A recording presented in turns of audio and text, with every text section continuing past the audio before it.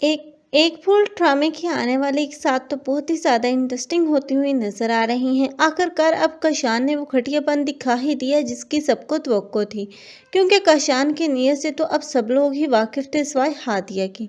हादिया जिसकी एक फूल अब उसकी ज़िंदगी बर्बाद करके रख देगी, क्योंकि हादिया जो कि अब कशान पर अंधा भरोसा कर रही थी और समझती थी कि कशान अब उसके साथ मुखलिस है और उससे मोहब्बत करता है, लेकिन कशान तो उसकी बहन और उसके वालिद से बदला लेना चाहता था, जिस वजह से उसने ये सारा खेल खेला। लेकिन हादिया जो कि अपनी मासूमियत में ही मारी गई, क्योंकि अब यही कशान है जो कि अब उसे कमरे में बंद करके खुद अब जश्न मना रहा है। लेकिन वो ये नहीं जानता कि अब हादिया पर उसकी हकीकत आश्कार हो चुकी है और हादिया अब जिंदगी भर उसका चेहरा तक नहीं देखेगी और यही कशान होगा जो कि इस हादिया की मोहब्बत के लिए तड़पेगा।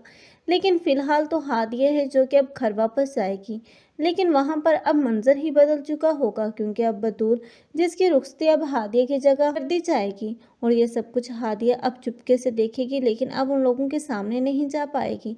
लेकिन अब साहिल है जो कि अपनी मोहब्बत का गम मना रहा है, क्योंकि अब बतूल को खो देने का गम अब उसे जीने नहीं देगा।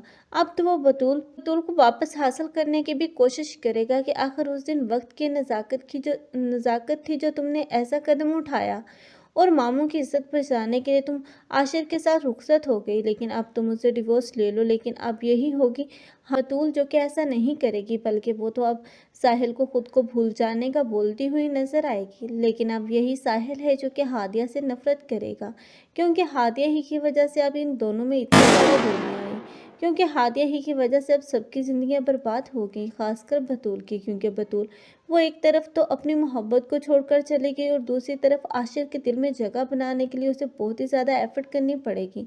हो सकता है कि अब उसकी सास का सलूक भी उसके साथ कुछ पहले जैसा ना रहे, क्योंकि अब हादिया के धोखे के बाद सब लोगों के रवैये ही बदल जाएंगे।